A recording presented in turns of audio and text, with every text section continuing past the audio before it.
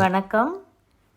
இன்றைக்கி நம்ம பார்க்க போகிறது என்னென்னா, ஒரு நோய் எதிர்ப்பு சக்தியை இம்யூனிட்டியை எப்படி பூஸ்டப் பண்ணிக்கலாம் அப்படின்றது. இந்த இம்யூனிட்டியை பூஸ்டப் பண்ணிக்கிறது மட்டும் நான் நிறைய சப்ஜெக்ட் கொடுத்துருக்கேன். எங்களுக்கு இது எல்லாமே சித்தகுரு கொடுத்தாரு. ஸோ இதில் என்னென்னா, எதுக்காக நிறைய கொடுக்குறோம் அப்படின்னா, அந்த இம்யூனிட்டி பூஸ்டப் ஒவ்வொருத்தருக்கு ஒன்று ஒன்று சூட் ஆகும், ஒவ்வொருத்தருக்கு ஒன்று ஈஸியாக இருக்கும் செய்கிறதுக்கு. எதை பண்ணாலும் நீங்கள் ரிசல்ட் கிடைக்கும். ஆனால் எல்லாத்தையும் கம்பைன் பண்ணாதீங்க. ஏதாவது ஒரு மெத்தடை மட்டும் ஃபாலோ பண்ணுங்கள். அது முடிஞ்சதுக்கு அப்புறமா நீங்கள் ஒரு 10 வாரம், நான் இப்போ சொல்ல போகிறது ஒரு 10 வாரம் எடுக்கிறீங்க. எடுத்ததுக்கு அப்புறமா வேறு இன்னொரு மெத்தடுக்கு வேணால் போங்க. அதுக்கு இடையிலேயே இன்னொன்று மாற்றி மாற்றி எடுக்காதீங்க. இந்த நோய் எதிர்ப்பு சக்தியை இம்ப்ரூவ் பண்ணுறதுக்கு எல்லாத்தையும் கம்பைன் பண்ணி எதனோட எதை மிக்ஸ் பண்ணணும்லாம் இருக்குது. அது மாதிரி இல்லாமல் நீங்கள் எல்லாத்தையுமே ஒன்றா மிக்ஸ் பண்ணிங்கன்னா அது கண்டிப்பாக அது சரியான ரிசல்ட் நம்மளுக்கு கொடுக்காது. அதனால் இன்றைக்கி சொல்ல போகிறது இதை மட்டும் பண்ணுங்கள். ஒரு 10 வாரம் பண்ணுங்கள், இல்லை 5 வாரம் பண்ணுங்கள். அதுக்கப்புறமா வேறு மெத்தடாலஜி கிட்டத்தட்ட ஒரு 10 டிப்ஸ் கொடுத்துருக்கேன் நோய் எதிர்ப்பு சக்தி பற்றி மட்டும். அதனால் எல்லாத்தையும் பாருங்கள். உங்களுக்கு எது ஈஸியாக இருக்கோ அதை நீங்கள் எடுத்துக்கலாம். இப்போது நோய் எதிர்ப்பு சக்தின்னா என்ன? நம்மளுக்கு இம்யூனிட்டி கூடுச்சு அப்படின்னா நம்மளுக்கு சீக்கிரமாக நோய்கள் வராது அப்படின்ற இந்த சென்ஸ். இப்போ ஒரு கோல்டு வருதுன்னு வச்சுக்கோங்களேன், கோல்டு காஃபு.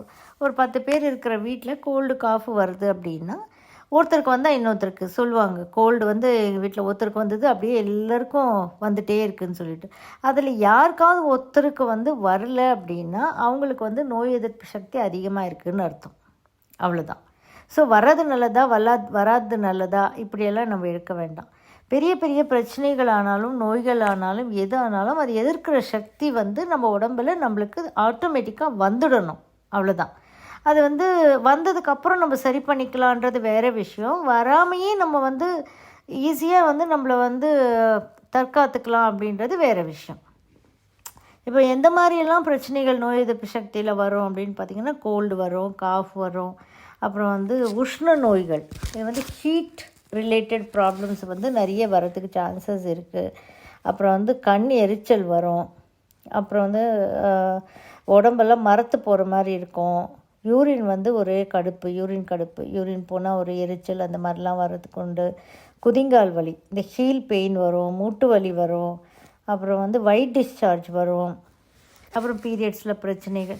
எது எடுத்தாலுமே ஆல்மோஸ்ட் நிறைய பிரச்சனைகள் நோய் எதிர்ப்பு சக்தி குறையிறதுனால வரக்கூடிய பிரச்சனைகள். அண்ட் ஆல்சோ உஷ்ண நோய்கள். இது எல்லாமே heat related problems. Heat related problems வந்தால் என்ன ஆகும்? ஃபயர் எனர்ஜி ஜாஸ்தியானால் வாட்டர் எனர்ஜி குறைஞ்சி போயிடும்.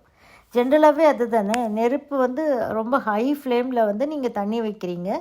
அந்த தண்ணி கொஞ்ச நேரத்தில் அப்படியே இவாப்ரேட் ஆகிட்டு போயிடும். அப்போ நம்மளுக்கு தண்ணி இல்லாமல் போயிடும், பாத்திரமும் வீணாக போயிடும், வெசலும் நம்மளுக்கு வீணாக போயிடும். அப்படி தானே? இப்போது வாட்டரே இவாப்ரேட் ஆகிடுச்சு அப்படின்னா என்ன ஆகும்? நம்ம பாடியில் வாட்டர் எனர்ஜியே இல்லை. வாட்டர் எனர்ஜியே இல்லைன்னா ஒரு உயிருக்கு வாழ்கிறதுக்கு சாத்தியமே இல்லை. அதனால தான் நம்மளுக்கு நிறைய இஷ்யூஸ் வரக்கூடிய பிரச்சனைகள். அதனால தான் போன் ரிலேட்டட் ப்ராப்ளமே இந்த வாட்டர் எனர்ஜி குறைஞ்சி போகிறதுனால தான் நம்மளுக்கு வரும். எந்த ப்ராப்ளம் வேணால் நீங்கள் சொல்லுங்கள். எனி ஆர்த்ரைட்டிஸோ இல்லைன்னா வெறும் முட்டி வலிக்குதுன்னு சொல்கிறதோ எது வேணால் இருக்கட்டும், தலையிலேருந்து கால் வரைக்கும் இருக்கக்கூடிய போன் ரிலேட்டட் எல்லா ப்ராப்ளமுக்கும் காரணம் இந்த உஷ்ணம் அதிகமாகி வாட்டர் எனர்ஜி இவாப்ரேட் ஆகிடுறது தான் காரணம். ஸோ இந்த நோய் எதிர்ப்பு சக்தியை அதிகரித்து நம்ம எப்படி இந்த உஷ்ண நோய்களை குறைக்க முடியும் அப்படின்றதுக்கு ஒரு பியூட்டிஃபுல்லான ஒரு டிப். என்ன பண்ணணும் அப்படின்னா, ஒரு 100 ml வாட்டர் எடுத்துக்கோங்க. ஒரு லெமனை 2ஆக கட் பண்ணி அதில் போடுங்க. இது மோஸ்ட்லி ஒரு கிளாஸ் பாட்டிலாக இருந்தால் நல்லது. ஓகே. 100 ml தான் தண்ணி. ஒரு லெமனை 2ஆக கட் பண்ணி போடுங்க. 1 இன்ச் சுருள் பட்டை, 1 இன்ச்சு சுருள் பட்டை போட்டுக்கோங்க. ஒரே ஒரு ஏலக்காவை அதை உரிச்சிட்டு போட்டுருங்க. ஒரு விரல் அளவு குக்கும்பர் இருக்கும் இல்லையா, அதை முழு குக்கும்பரை ஒரு விரல் அளவுக்கு எடுத்துக்கோங்க. உங்களுடைய சென்டர் ஃபிங்கர் இருக்குது இல்லையா, அந்த சென்டர் ஃபிங்கர் அளவுக்கு ஒரு குக்கும்பரை கட் பண்ணிக்கிட்டு அதை சின்ன சின்னதாக துண்டு துண்டாக கட் பண்ணி போட்டுருங்க அதில். ஓகே. அப்புறமா கொஞ்சோண்டு ஒரு மிளகளவு பச்சை கற்பூரம், ஒரு மிளகு அளவு போட்டால் போதும் பச்சை கற்பூரம். இதை போட்டுட்டு எல்லாத்தையுமே கலந்து வச்சுடுங்க. வச்சுட்டு என்றைக்கு வைக்கணும், இதை சண்டே நைட்டு வைக்கணும். சண்டே நைட்டு வச்சுட்டு மண்டே மார்னிங் 3 வேளையாக இதை வந்து நீங்கள் என்ன பண்ணணும், ஃபஸ்ட்டு வந்து மேலே இருக்கக்கூடிய தண்ணியை ஒரு 2 வாட்டி 30 ml 30 ml 30 ml 3 வேளை குடிக்கணும். அந்த 100 ml வாட்டரை காலையில், மத்தியானம், நைட்டு, ஈவினிங் கூட குடிச்சிக்கலாம். ஸோ அதை வந்து லாஸ்ட்டு டைம் எடுக்கும்போது வடிகட்டிக்கோங்க. அது வரைக்கும் மேலோட்டமாக எடுத்துக்கோங்க. அந்த வாட்டரை எடுத்துக்கோங்க. லாஸ்ட்டில் இருக்கும்போது வந்து நல்லா புழிஞ்சு அதை வந்து 30 ml தான். அதுக்கு மேலே ஏன்னா அந்த இதெல்லாம் சேர்ந்து அந்த திப்பியெல்லாம் இருக்கும் இல்லையா, அதெல்லாம் சேர்ந்தாலே நம்மளுக்கு வந்து அது ஒரு 10 ml போயிடும். அதனால தான் 30 30 30 அது கூட கணக்கு தான். 30 30 30 ml வந்து நம்மளுக்கு அந்த வாட்டர் வந்தால் போதும். அதை எடுத்துக்கிட்டு மற்றதெல்லாம் தூர தூக்கி போட்டுற வேண்டியது தான். சண்டே நைட்டு ஊற வச்சுட்டு மண்டே ஒரு நாள் எடுக்கிறீங்க. ஸோ இதை வந்து டெய்லி எடுக்கலாமான்னா டெய்லி எடுக்கக்கூடாது.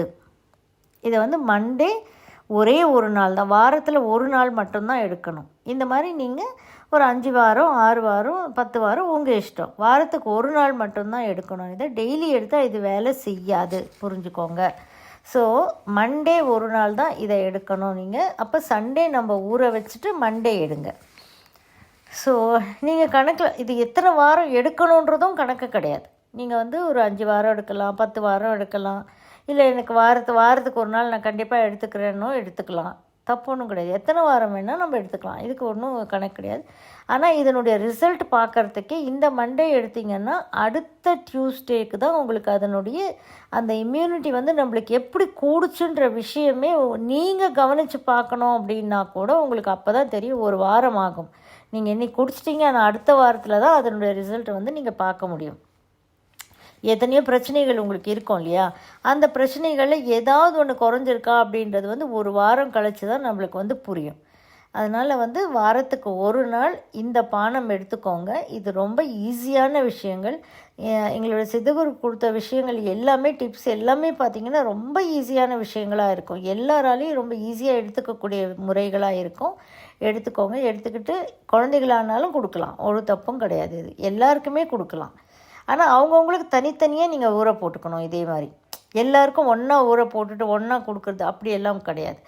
அவங்கவுங்களுக்கு தனித்தனியாக ஊற போட்டு, ஏன்னா அந்த அளவுகள் வந்து மாறிடும் நம்ம கொடுக்கும்போது. அதனால் வந்து அவங்கவுங்களுக்கு தனித்தனியாக ஊற போட்டுட்டு இதே மாதிரி மண்டே மார்னிங், மண்டே மத்தியானம், மண்டே நைட் 3 வேளையும் எடுத்துகிட்டு 30 30 30 ml எடுத்துட்டிங்கன்னா முடிஞ்சு போச்சு. ஓகே.